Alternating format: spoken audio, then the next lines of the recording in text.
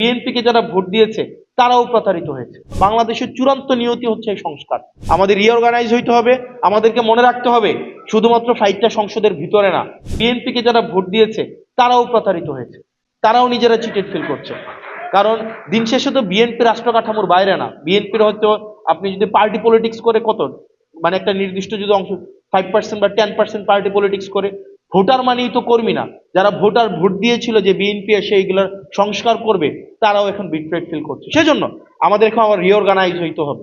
আমাদের এখানে যারা আছে আমাদের রিঅর্গানাইজ হইতে হবে। আমাদেরকে মনে রাখতে হবে শুধুমাত্র ফাইটটা সংসদের ভিতরে না, আমাদের সংসদের বাইরে, আমাদের প্রত্যেকটা জায়গা থেকে আমাদের এই যে সংস্কারের যে আকাঙ্ক্ষা, আমাদের রাষ্ট্র কাঠামোর প্রত্যেকটা ব্যক্তি, প্রত্যেকটা আমজনতা যে নাগরিক হয়ে উঠবে, সেই লড়াইটা আমাদের সেটা অব্যাহত রাখতে হবে। সেটা সংসদের ভিতরে এবং সংসদের বাইরে একইভাবে অব্যাহত রাখতে হবে। আবার যেন এমন কোন সিস্টেম বিদ্যমান না থাকে যে সিস্টেমের মধ্য দিয়ে আবার নতুন করে শেখ হাসিনা উৎপাদন না হয়। আমাদের আবার মাথায় রাখতে হবে সেটার মধ্য দিয়ে একজন ব্যক্তি ঢুকবে, ঢুকে আবার শেখ হাসিনা হয়ে বের হবে, এরকম কোনো যেন রাষ্ট্র ব্যবস্থা বাংলাদেশে বিদ্যমান না থাকে। সেজন্য আমাদের লড়াইটা অব্যাহত রাখতে হবে। আপনারা ভালো থাকবেন, আপনারা সুস্থ থাকবেন, আপনাদের সাথে দেখা হবে। এবং আমরা অবশ্যই, আমরা যেহেতু 5ই আগস্ট জুলাইয়ের মধ্য দিয়ে আমরা এই প্রজন্ম গিয়েছি, আমরা সংস্কার অবশ্যই আনবো। আজকে না হোক আগামীকাল, আগামীকাল না হোক পরশু।